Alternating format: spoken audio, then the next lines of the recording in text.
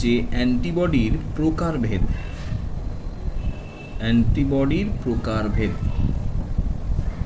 Antibody 5 প্রকারের হয়, 5 প্রকার। 1 নম্বর হলো আইজিজি, 2 হলো আইজিএম, 3 নম্বর হলো আইজিই, 4 নম্বর হলো আইজিডি এবং 5 নম্বর হলো আইজিএ। এই অ্যান্টিবডিগুলোকে এইভাবে নামকরণের কারণ হলো অ্যান্টিবডি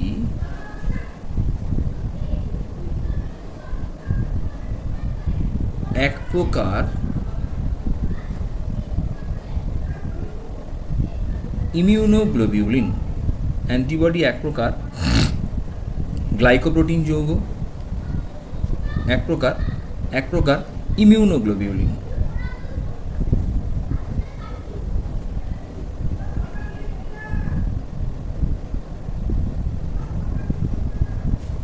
যেহেতু অ্যান্টিবডি এক প্রকার ইমিউনোগ্লোবিউলিন অর্থাৎ গ্লোবিউলিন প্রোটিন ধর্মী, তাই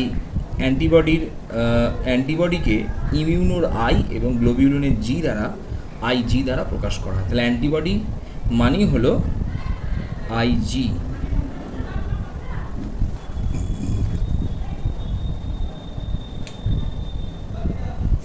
এই অ্যান্টিবডির চিত্র যদি আমরা দেখতে চাই, আচ্ছা আমরা এর প্রকারভেদগুলো কীরকম কী পরে আসছি।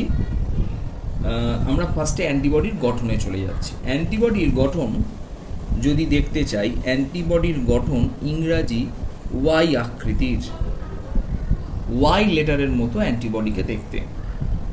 তো অ্যান্টিবডিকে যদি আমরা কীরকম দেখতে দেখি, তাহলে আমরা ছবিটাকে আঁকছি অ্যান্টিবডির, একটু ক্লিয়ার করে নিই।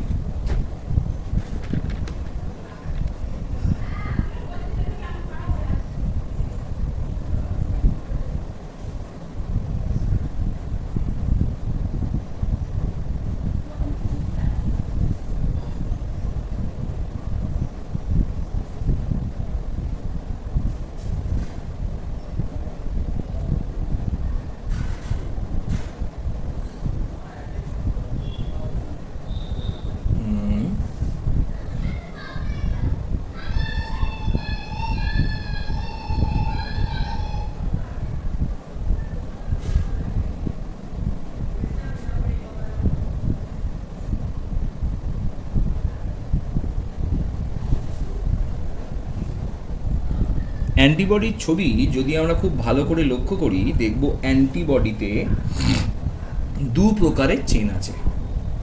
একটি চেনের দৈর্ঘ্য অপেক্ষাকৃত বড় এবং অপর চেনগুলির দৈর্ঘ্য অপেক্ষাকৃত ছোট।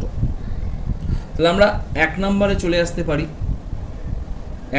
চলে আসতে পারি যে অ্যান্টিবডির মধ্যে যে লম্বা আকারের চেনগুলো পাওয়া যায় সেই চেনগুলোকে বলা হয় এইচ চেন। তাহলে এটাকেও বলবো আমরা এইচ চেন, এটাকেও বলবো আমরা এইচ চেন। তাহলে 2টো এইচ চেন আছে, বোঝা গেল। এইচ ফর হেভি,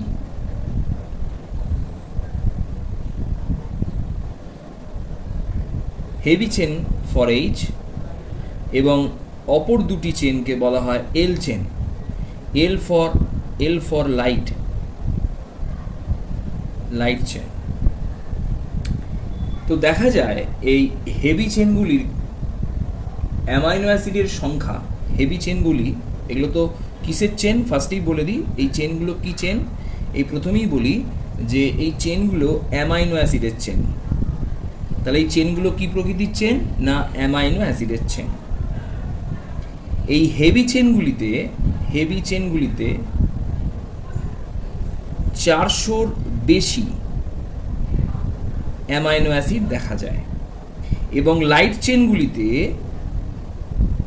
200-র কাছাকাছি, 200-র মতো অ্যামাইনো অ্যাসিড দেখা যায়। তার মানে হেভি চেন তৈরি 400 বা তার বেশি অ্যামাইনো অ্যাসিড দিয়ে এবং লাইট চেনগুলি তৈরি 200 মতো অ্যামাইনো অ্যাসিড দিয়ে।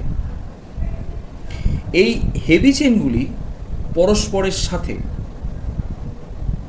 এস এস বন্ড দ্বারা যুক্ত থাকে, অর্থাৎ একটা সালফাইড বন্ড একটা সালফাইড বন্ড, এইভাবে বন্ধন তৈরির মাধ্যমে এরা যুক্ত থাকে। একে বলা হয় ডাই সালফাইড বন্ড। প্রথমেই বলি এটার গঠনটা আমাদের কিন্তু বলে দেওয়া বা নোট আছে, আমি সেই জন্য লিখছি না, শুধু ব্যাপারটাকে বুঝিয়ে দেওয়ার চেষ্টা করছি। এবং এবং লাইট চেনগুলিও হেভি চেনের সাথে ডাইসালফাইড বন্ডের মাধ্যমে যুক্ত থাকে। একাধিক ডাইসালফাইড বন্ডের মাধ্যমে যুক্ত থাকে। তাহলে কি দেখা গেল? দুটি হেভি চেন পরস্পরের সাথে সালফাইড বন্ধনের মাধ্যমে, এবং একটি লাইট চেন অপর একটি হেভি চেনের সাথে, আবার একটি লাইট চেন অপর একটি হেভি চেনের সাথে পরস্পরের সাথে ডাইসালফাইড বন্ধনের মাধ্যমে। যারভাবে আমরা বুঝতে পারলাম যে একটি অ্যান্টিবডি চারটি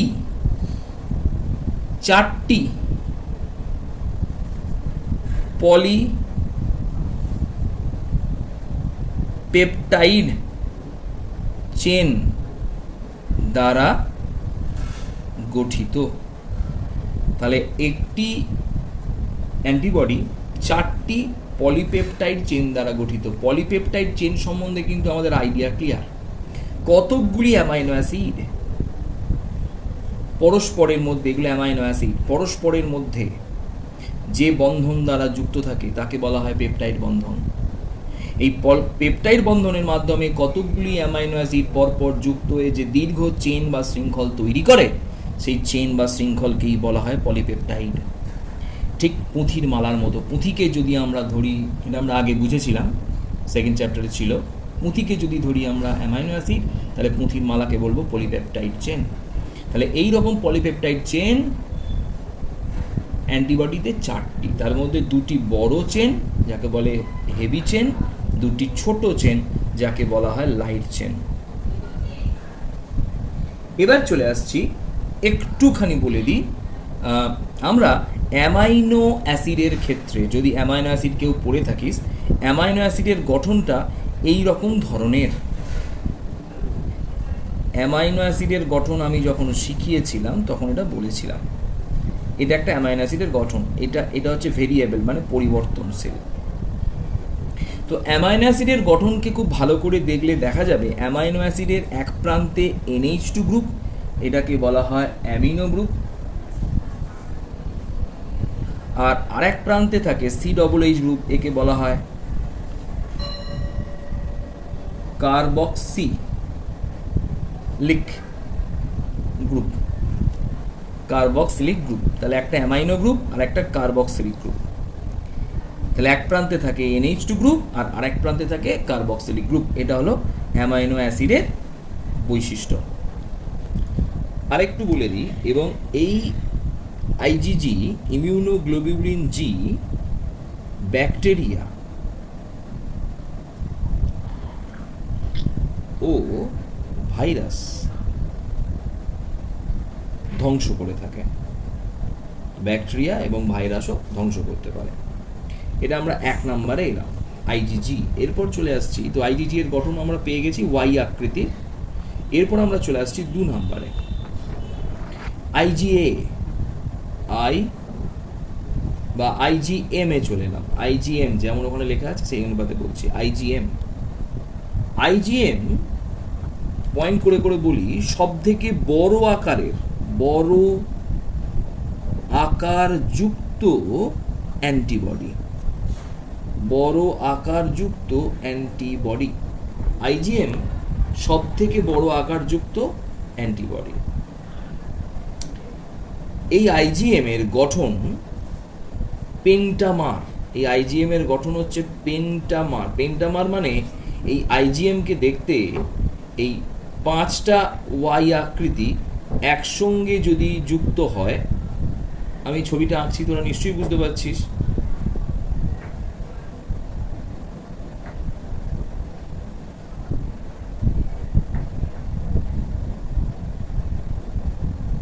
পাঁচখানা Y, একটা Y, দুটো ওয়াই, তিনটে ওয়াই, চারটে ওয়াই এবং পাঁচটা ওয়াই।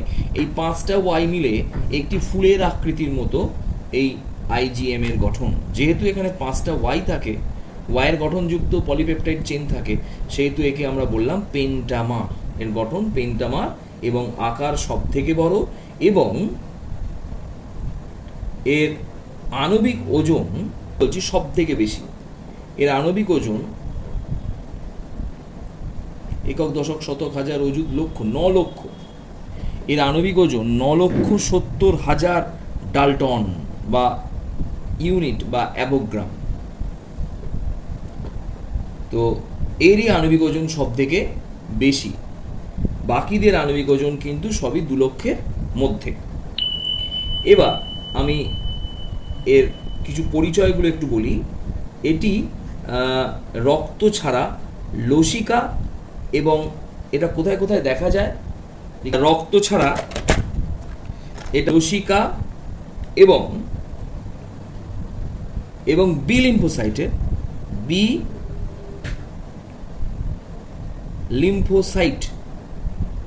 বি লিম্ফোসাইটের উপরিতলে এই আইজিএম এর অবস্থান লক্ষ্য করা যায়, উপরিতলে। এবং এই প্রকার অ্যান্টিবডি, এই অ্যান্টিবডিটি অ্যাগ্লুটিনেশন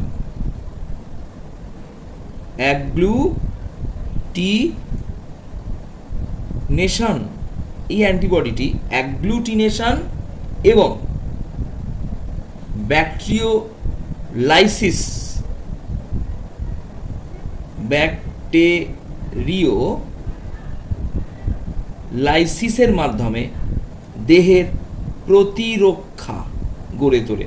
ব্যাকটেরিওলাইসিস শব্দের অর্থ হলো ব্যাকটেরিয়ার কোষপ্রাচীরকে ধ্বংস করে ব্যাকটেরিয়াদের মেরে ফেলা। এই অ্যাগ্লুটিনেশন এবং ব্যাকটেরিওলাইসিসের মাধ্যমে আমাদের দেহের প্রতিরক্ষায় সাহায্য করে আইজিএম। এবং এই আইজিএম এর পরিমাণ আমাদের রক্তে 5 থেকে 10%, 5 to 10%। তাহলে 5 থেকে 10% আইজিএম অবস্থান করে আমাদের রক্তে, অর্থাৎ মোট অ্যান্টিবডির 5 থেকে 10% হচ্ছে আইজিএম। এরপর 3 নম্বরে চলে আসছি আমরা। 3 নম্বরে আছে, আমরা বলেছিলাম আইজিই। 3 নম্বরে আছে আইজি ইমিউনোগ্লোবিউলিন ই, আইজিই। এটি রক্তে উপস্থিত থাকে খুব নগণ্য পরিমাণে উপস্থিত থাকে এবং এর পরিমাণ প্রায় 0.1%। এর গঠন মনোমার প্রকৃতির, এটি মনোমার প্রকৃতির গঠনযুক্ত। এটি মনোমার মানে এর গঠন আইজি জি এর মতোই একটা ওয়াই আকৃতির, এবং এর গঠন মনোমার প্রকৃতির। এবং এদের কাজ হলো, এরা একটুখানি বলে দিই, এরা মাস্ট কোষ ও বেসোফিল ডাব্লিউবিসিতে মানে শ্বেতকণিকায়, বেসোফিল শ্বেতকণিকায়, কণিকার পর্দায়, বেসোফিল শ্বেতকণিকার পর্দায় অবস্থান করে। তাহলে এদের অবস্থান বলে দিলাম, এদের পরিমাণ বলে দিলাম, এবং এদের কাজটা প্রচণ্ড ইম্পর্ট্যান্ট।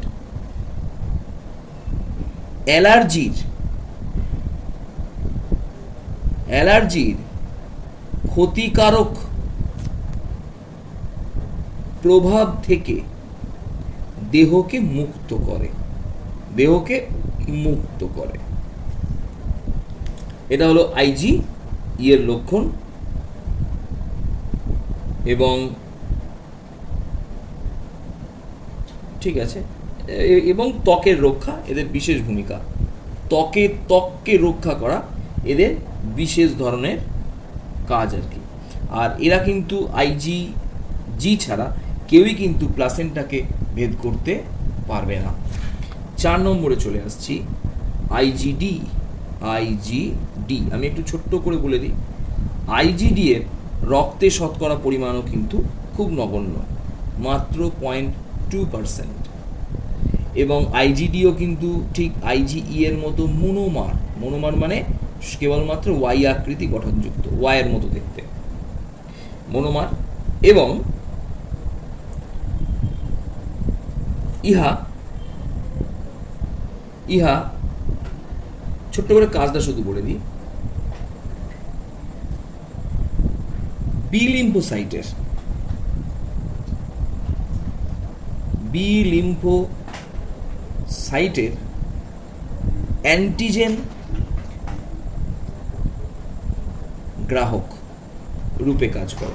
বি লিম্ফোসাইটের অ্যান্টিজেন গ্রাহক রূপে কাজ করে। লাস্ট অফ অল হচ্ছে আইজিএ। এটির পরিমাণ মোটামুটি রক্তে 10 থেকে 15%, এবং এর গঠনটি কিন্তু ডাইমার প্রকৃতির, অর্থাৎ এর গঠনটি এই রকম টাইপের খানিকটা দেখতে, অর্থাৎ দুটো ওয়াই পরস্পর এইভাবে অবস্থান করে, তাহলে এদের গঠনটি ডাইমার প্রকৃতির। এবং এই আইজি এর কিন্তু প্লাসেন্টা ভেদ করার ক্ষমতা নেই, এবং এর বিশেষ কাজ হলো, আইজি এর বিশেষ কাজ হলো এটি, আচ্ছা অবস্থানটা একটু বলে দিই, এর অবস্থান সব থেকে বেশি, খুব ইম্পর্টেন্ট, এটা স্টার দিলাম, শর্ট প্রশ্নে আসতে পারে। মাতৃদুগ্ধে বা দুধের কলোস্ট্রামে এই প্রকার অ্যান্টিবডি পর্যাপ্ত পরিমাণে থাকে। দুধের কলোস্ট্রামে এই প্রকার অ্যান্টিবডি সব থেকে বেশি থাকে, তাহলে দুধের মাতৃদুগ্ধে এই অ্যান্টিজেন এ অবস্থান করে। ক্লিয়ার? এছাড়াও ঘাম, কোথায় কোথায় আর থাকতে পারে একটু বলে দিই, ঘাম, লালা এবং অশ্রু মানে চোখের জল, এতে এই অ্যান্টিবডি দেখা যায়। এই অ্যান্টিবডি দেহের জীবাণু, কাজটা একটু বলে দিই, দেহে যদি জীবাণু প্রবেশ করে তাকে কি করে? ধ্বংস করে। তাহলে আমরা সবগুলো অ্যান্টিবডির কাজগুলো কিন্তু বুঝে গেলাম। Clear? Immune response.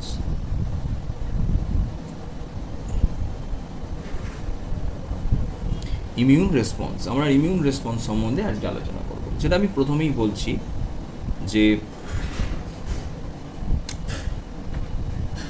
Immune response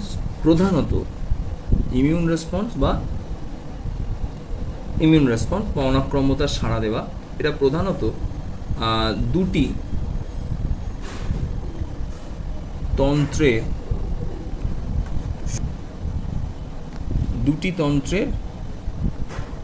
মাধ্যমে সংগঠিত।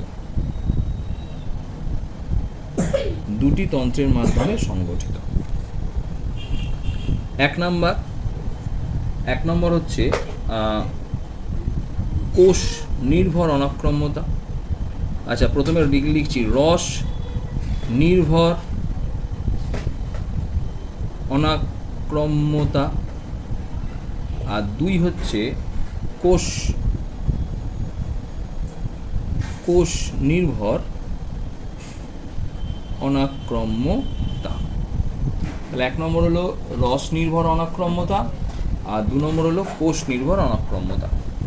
তো একটুখানি আমরা বলি, এই যে রস নির্ভর অনাক্রম্যতা যে আমরা দেখছি, এই রস নির্ভর অনাক্রম্যতাকে নিয়ে ফার্স্টে আমরা আলোচনা করছি।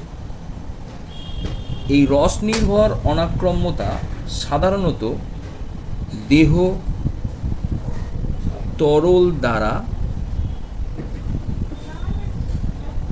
তরল দ্বারা সম্পাদিত হয়।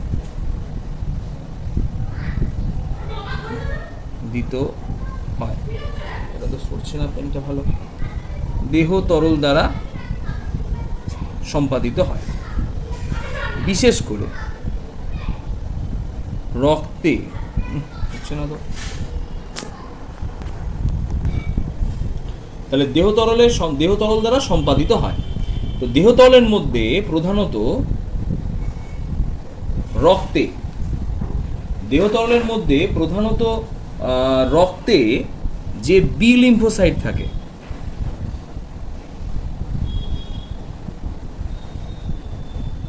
যে বি লিম্ফোসাইট থাকে, সেই বি লিম্ফোসাইট নামক শ্বেতকণিকা বি লিম্ফোসাইট নামক যে WBC পাওয়া যায়, সেই বি লিম্ফোসাইট নামক শ্বেতকণিকায় এই ধরনের অনাক্রম্যতায় অংশ নেয়। তাহলে রসভিত্তিক অনাক্রম্যতার জন্য যে ধরনের কোষ দায়ী, সেই কোষটাকে বলা হলো কিন্তু বি লিম্ফোসাইট নামক শ্বেতকণিকা, যা এই রস নির্ভর অনাক্রম্যতাতে অংশ নেয়। ঠিক আছে, এবং এই কোষ উৎস কি? উৎস হচ্ছে এই কোষ অস্থিমজ্জার অর্থাৎ রেড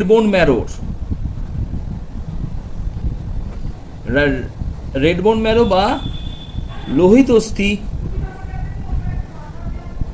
মজ্জায় স্টেম সেল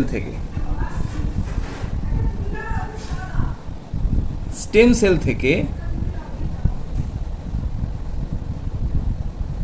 উৎপন্ন হয়। তাহলে কি হলো না, এই বি লিম্ফোসাইট প্রধানত স্টেম সেল থেকে উৎপত্তি লাভ করে এবং সেখানেই পূর্ণতা প্রাপ্তি ঘটে। অর্থাৎ হচ্ছে যে এই স্টেম সেলগুলো এই বি লিম্ফোসাইট লোহিত অস্থিমজ্জা স্টেম সেল থেকে উৎপত্তি লাভ করে এবং সেখানেই পূর্ণতা প্রাপ্তি ঘটাতে পূর্ণতা লাভ করে। এবং এর প্রকার ভেদে চলে আসছে। ফার্স্ট প্রকারভেদ কি না, এই বি লিম্ফোসাইট প্রধানত দুই প্রকারের হয়ে থাকে। কি কি? তো এই দুই প্রকারের যে স্টেম সেলগুলো হয় কি কি, বি লিম্ফোসাইট যে দুই প্রকার হয় সেটা কি কি? এক নম্বর হচ্ছে 1 দিয়ে লিখলাম প্লাজমা সেল, এটা এক প্রকারের বি লিম্ফোসাইট। আর 2 নম্বর হচ্ছে আর এক প্রকার হচ্ছে মেমোরি সেল।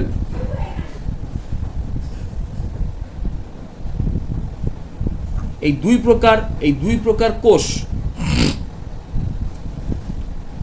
প্রকার কোষ অর্থাৎ বি লিম্ফোসাইট এই দুই প্রকার কোষ দ্বারা গঠিত বা দুই প্রকারের কোষ হলো এই বি লিম্ফোসাইটের প্রকারভেদের অন্তর্গত। ঠিক আছে, এবং একটুখানি বলে দিই, এই প্লাজমা কোষের প্রধান কাজ হচ্ছে অ্যান্টিবডি উৎপন্ন করা, অ্যান্টিবডি উৎপন্ন করা মানে আইজি, ইমিউনোগ্লোবিউলিন উৎপন্ন করা, অ্যান্টিবডি উৎপন্ন করা। এবং এই মেমরি কোষের কাজ হচ্ছে এই মেমরি কোষের কাজ হচ্ছে শুনে রাখ, এই মেমরি কোষের কাজ হচ্ছে অ্যান্টিজেনের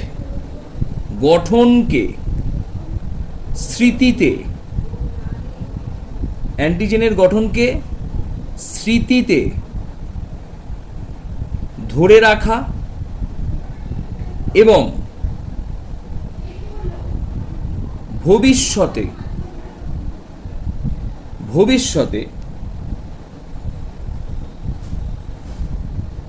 উক্ত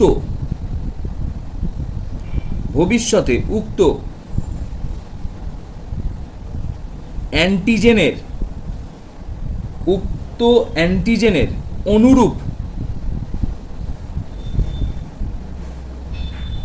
অনুরূপ অ্যান্টিবডি তৈরি করা। তার মানে আমি ব্যাপারটা একটু বুঝিয়ে দিই মেমোরি সেলের কাজ। বলছে আজকে আমাদের দেহে কোনো একটা অ্যান্টিজেন প্রবেশ করলো, মেমোরি সেল কিন্তু সেই অ্যান্টিজেনের বিরুদ্ধে অ্যান্টিবডি তৈরি করতে পারবে না। এই অ্যান্টিজেনটি প্রবেশ করার পর তার গঠনটাকে মেমোরি কোষ তার স্মৃতিতে ধরে রাখলো এবং সে একটা ধীরে ধীরে অ্যান্টিবডি তৈরি করলো যেটা এই প্রকার অ্যান্টিজেনকে নষ্ট করতে পারে।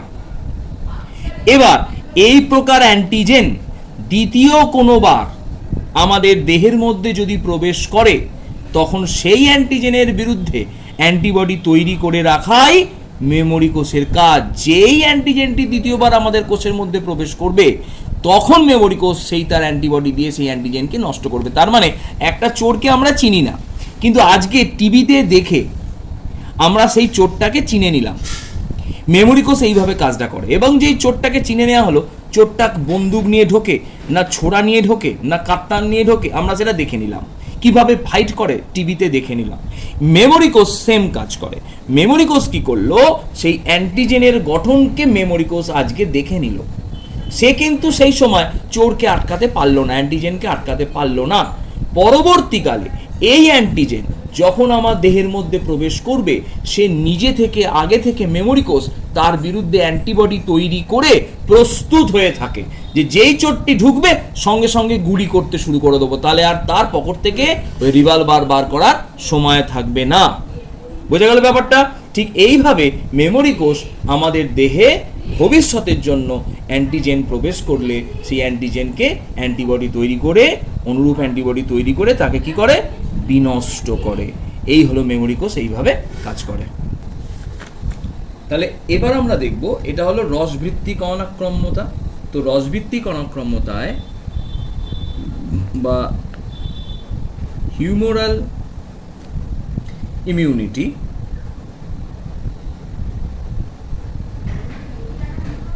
হিউম্যারাল ইমিউনিটিতে প্রধান যে সেলটি কাজ করে, সেই সেলটিকে বলা হয়েছিল বি লিম্ফোসাইট।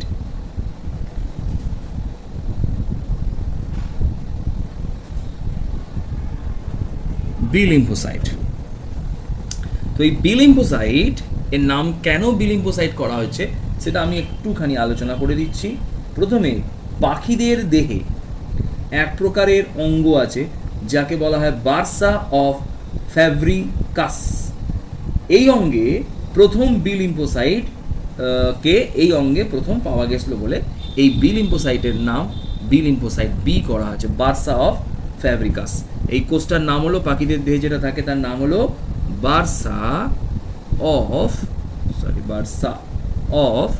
ফ্যাব্রিকাস।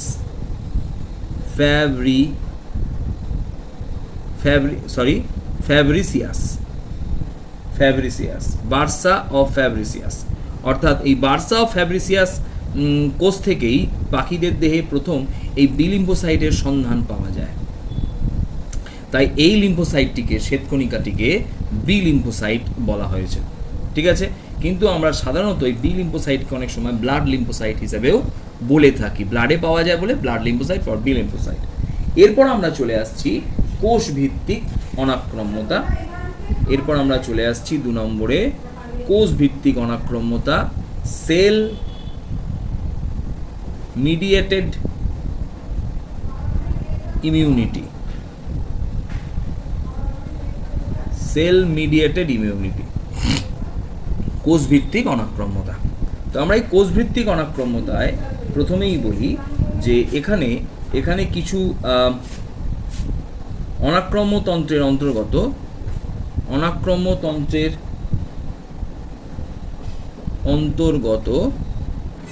কিছু বিশেষ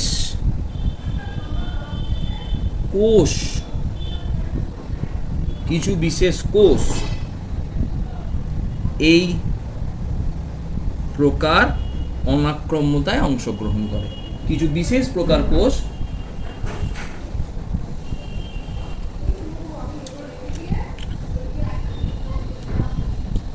এই প্রক্রিয়া বা অনাক্রম্যতায় অংশগ্রহণ করে।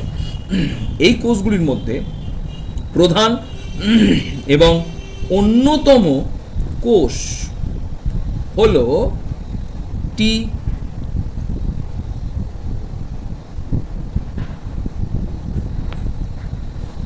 লিম্ফোসাইট। এই প্রধান কোষ হলো টি লিম্ফোসাইট। তো এই টি লিম্ফোসাইট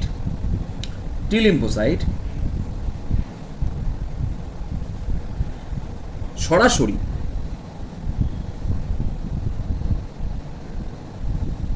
অ্যান্টিজেনকে আক্রমণ করে এবং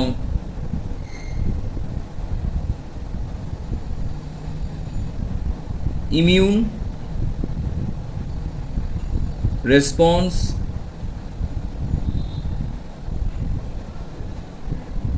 রেসপন্স তৈরি করে। ঠিক আছে, তাহলে ইমিউন রেসপন্স তৈরি করে, এই হলো টি লিম্ফোসাইটের কাজ। এবং জেনে রাখা ভালো যে ক্যান্সার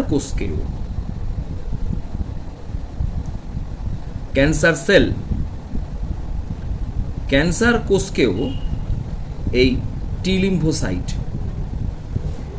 লিম্ফোসাইটই ক্যান্সার সেলকে এই টি লিম্ফোসাইটই কিন্তু ধ্বংস করে। তো টি লিম্ফোসাইটের নাম অ্যাকচুয়ালি কোষে পাওয়া যায় বলে অনেক সময় একে টিস্যু লিম্ফোসাইট বলা হয়, কিন্তু প্রকৃতপক্ষে এই টি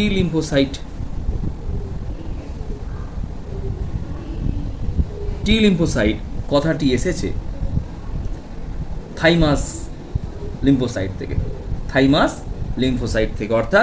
অর্থাৎ এই বলছি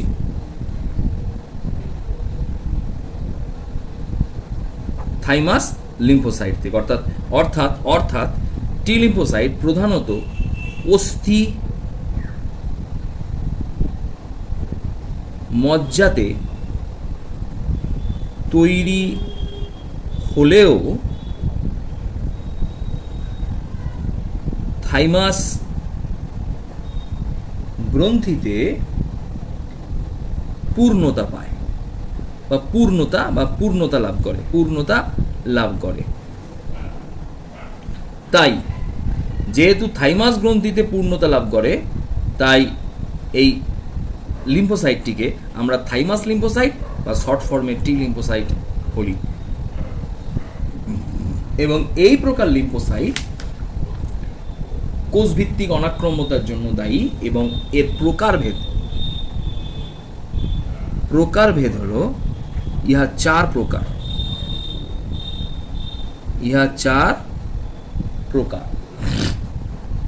এক নাম্বার হলো সাইটোটক্সিক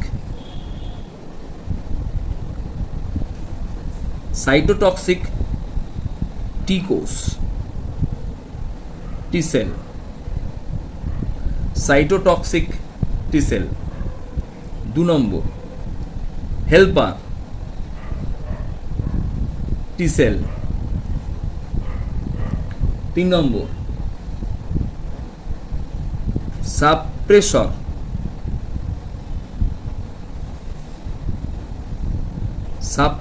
টি সেল।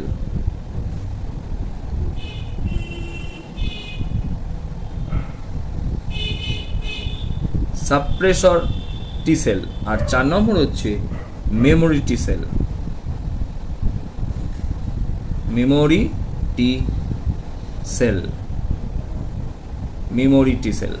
এই 4 প্রকার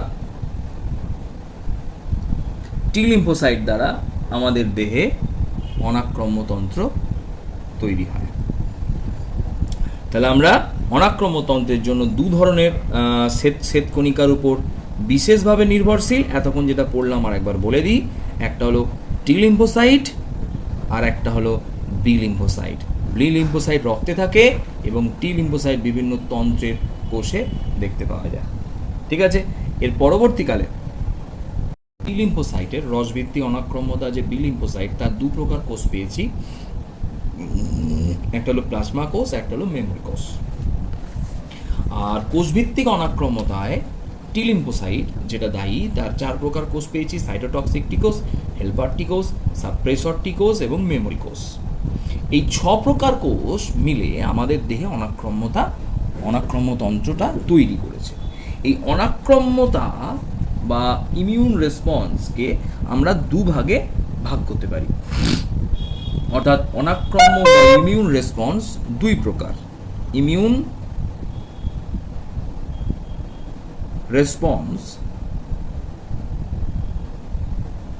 রেসপন্স কিন্তু আবার 2 প্রকার। ইমিউন রেসপন্স আবার দুই প্রকার। কীরকম না, এক নম্বর হলো, আমি এটা নিয়ে ফার্স্টে আলোচনা করব, প্রাইমারি ইমিউন রেসপন্স, প্রাইমারি আর লিখলাম না immune response, primary immune response, প্রাথমিক ইমিউন রেসপন্স। তো একটুখানি ফার্স্টে আমি বলে দিই, ব্যাপারগুলো একটু বুঝে নে কীরকমভাবে আমাদের দেহে অনাক্রম্যতাটা, প্রাইমারি অনাক্রম্যতাটা তৈরি হয়েছে, সেটা আমি একটুখানি জানাই, বলে দিই কীভাবে হয়। প্রথমেই এক নাম্বার, দেহের বাহিরে থেকে, বাহির হতে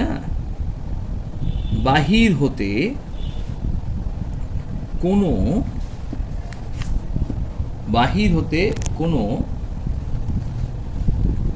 অ্যান্টিজেন,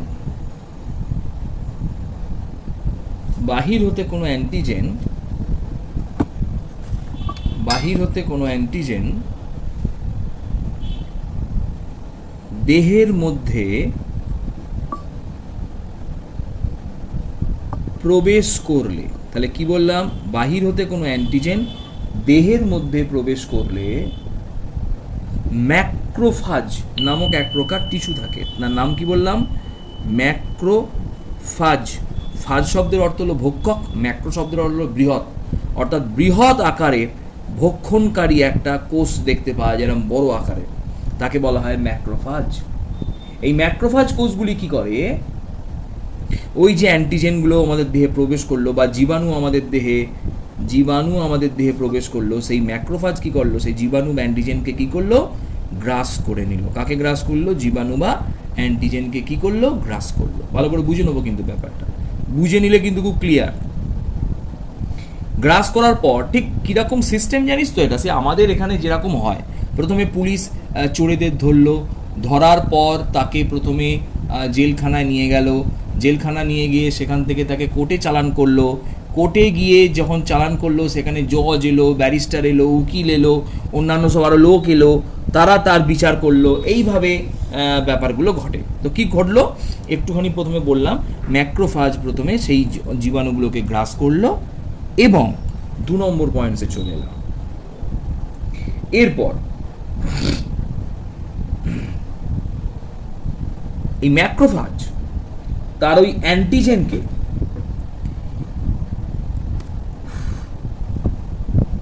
হেল্পার টিকোসের সাহায্যে, হেল্পার টিকোস আমরা কোথায় নিয়ে গেলাম, হেল্পার টি সেল। এই ম্যাক্রোফাজ কি করলো, এরপর হেল্পার, মানে হেল্পার শব্দের অর্থই হচ্ছে হেল্প করে, হেল্পার টিকোসের কাছে বললো, দাদা দেখুন আমার গায়ে এতগুলো অ্যান্টিজেন লেগে আছে, এই অ্যান্টিজেনগুলোকে আমি এরমভাবে অ্যান্টিজেনগুলোকে গায়েতে গ্রাস করে নেয়, অ্যান্টিজেনগুলোকে আমি ধরেছি, অ্যান্টিজেনগুলোকে একটু দেখুন তো। তাহলে কি করলো ম্যাক্রোফাজ, এরপর ওই অ্যান্টিজেনকে হেল্পার টিকোসের কাছে দেখালো, মানে আত্মসমর্পণ করে দিল। এবার কি করলো, বা হেল্পার টিকোসের কাছে উপস্থাপন করলো, এবার কি করলো, হেল্পার টিকোস মানে সবাইকে হেল্প করে, এখানে ম্যাক্রোফাজকে হেল্পার টিকোস হেল্প করলো, বললো ঠিক আছে চলো এরপর গিয়ে আমরা কোর্টে যাব। এই হেল্পার টিকোস কি করলো, এইবারই মেন পয়েন্টস, হেল্পার টিকোস আরও যে দুটো টিকোস ছিল, একটা সাইটোটক্সিক টিকোস আর একটা হচ্ছে বি কোষ। তাহলে একটা হলো সাইটোটক্সিক টিকোস, আমি আর লিখলাম না, সাইটোটক্সিক টি সেল, আর একটা হলো বি সেল। এই দুই প্রকার, এটা হলো কোষভিত্তিক অনাক্রম্যতা, এটা হলো রসভিত্তিক অনাক্রম্যতার কোষ। তাহলে হেল্পার টিকোস এবার কি করলো, সাইটোটক্সিক টিকোস এবং বি কোষকে কি করে দিল, সক্রিয় করে দিল। বুঝতে পারলাম না, সক্রিয় করলো, অর্থাৎ এই হেল্পার টিকোস এবার ঝাঁঝ ঘন্টা বাজাতে আরম্ভ করলো, চোর পড়েছে, চোর এসেছে, তোরা ওঠ রে। কাকে কাকে জাগিয়ে দিল, সাইটোটক্সিক টিকোসকে জাগিয়ে দিল এবং বি কোষকে জাগিয়ে দিল।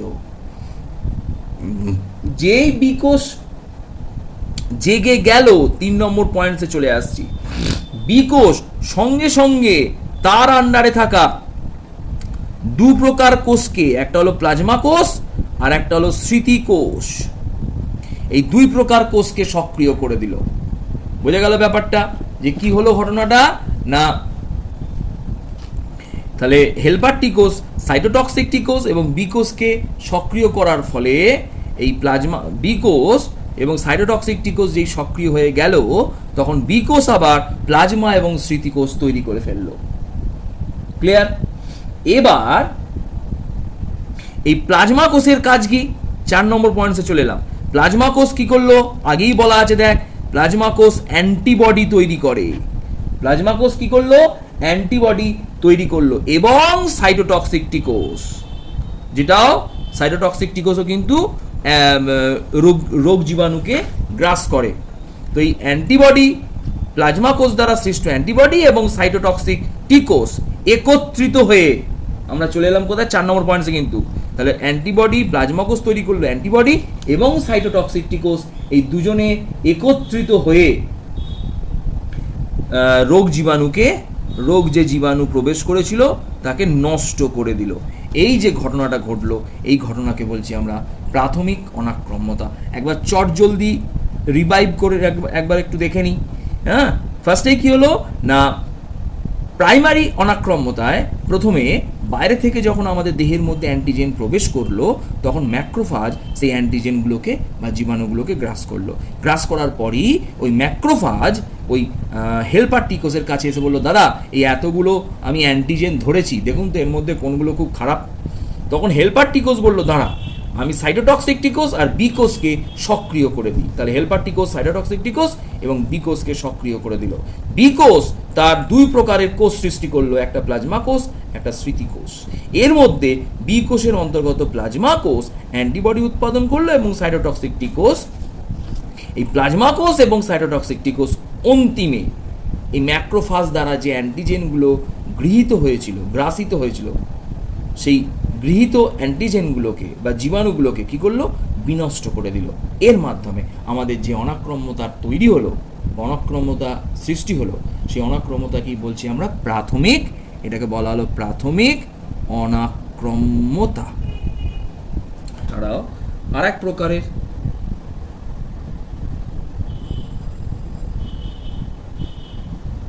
অনাক্রম্যতা আছে, যাকে বলা হলো গৌণ অনাক্রম্যতা, secondary immune response. Secondary immune response বা গৌণ অনাক্রম্যতা। তো গৌণ অনাক্রম্যতা ব্যাপারটা কি আমি একটুখানি ক্লিয়ার করে নিই। গৌণ অনাক্রম্যতা ব্যাপারটা কি না,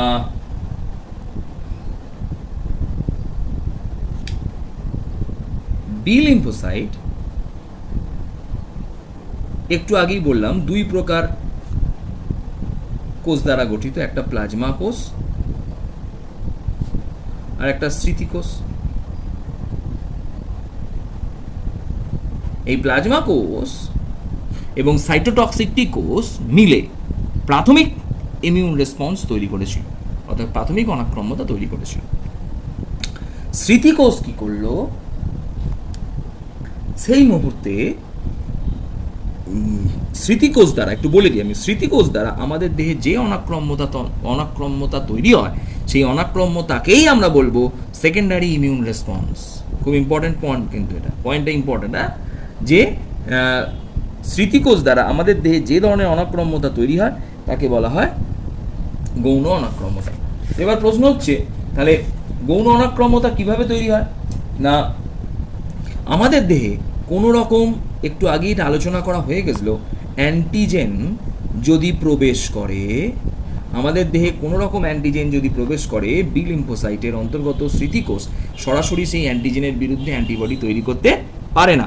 সেই অ্যান্টিজেনের গঠনকে তাদের স্মৃতিতে ধরে রাখে, অ্যান্টিজেনের গঠনকে তাদের স্মৃতিতে ধরে রাখে বলে এই ধরনের কোষের নামকরণের এইরূপ কারণ, যে স্মৃতিকোষ, মেমোরি কোষ ধরে রাখে।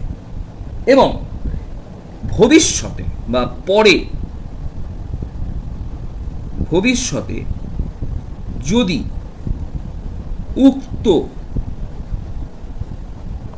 অ্যান্টিজেন আমাদের দেহে প্রবেশ করে, তখন এই মেমোরি কোষ, মেমোরি সেল উক্ত অ্যান্টিজেনের অনুরূপ, উক্ত অ্যান্টিজেনের অনুরূপ নির্দিষ্ট, একদম পার্টিকুলার নির্দিষ্ট অ্যান্টিবডি দ্রুত সংশ্লেষ করে, ফলে উক্ত অ্যান্টিজেন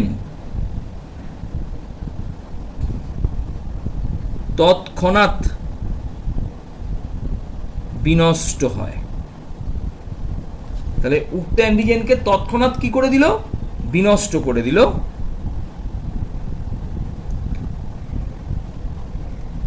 স্মৃতিকোষ থেকে উৎপন্ন অ্যান্টিবডি।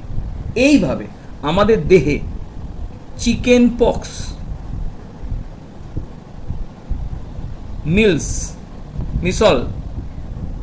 মিসল ইত্যাদি রোগ, বসন্ত ইত্যাদি রোগ আমাদের, বসন্তটা লিখব না, ইত্যাদি রোগ আমাদের দেহে আর ঘটে না। অর্থাৎ যদি কারোর একবার চিকেন পক্স হয়ে যায়, তখন এই চিকেন পক্সের জীবাণুকে, ভালো করে শুনে নি, এই স্মৃতিকোষ তার স্মৃতিতে ধরে রাখে চিকেন পক্সের জীবাণুর অ্যান্টিজেনের গঠনকে। দ্বিতীয়বার উক্ত ব্যক্তির দেহে যদি চিকেন পক্সের অ্যান্টিজেন প্রবেশ করে, তখন এই মেমোরি কোষ উক্ত অ্যান্টিজেনের বিরুদ্ধে নির্দিষ্ট এবং তাৎক্ষণিক বা তৎক্ষণাৎ অ্যান্টিবডি তৈরি করে এবং চিকেন পক্সের অ্যান্টিজেনকে বিনষ্ট করে। তাই একবার আমাদের দেহে পক্স ঘটলে দ্বিতীয়বার আর পক্স ঘটে না। এটা কারণই হলো আমাদের দেহে এই গৌণ অনাক্রম্যতা, যেটার জন্য দায়ী স্মৃতিকোষ বা মেমোরি কোষ। আচ্ছা, আমি একটুখানি বলে দিই, যেটা এরপর পড়তে হবে, তোরা পড়বি, আমি আর ভিডিও দেবো না। টিকাকরণ এবং টিকার প্রকারভেদ, এইগুলো একটুখানি পড়ে নেবো। আমি বলে দিচ্ছি কি কি পড়বো, আমার নোটে দেওয়া রয়েছে।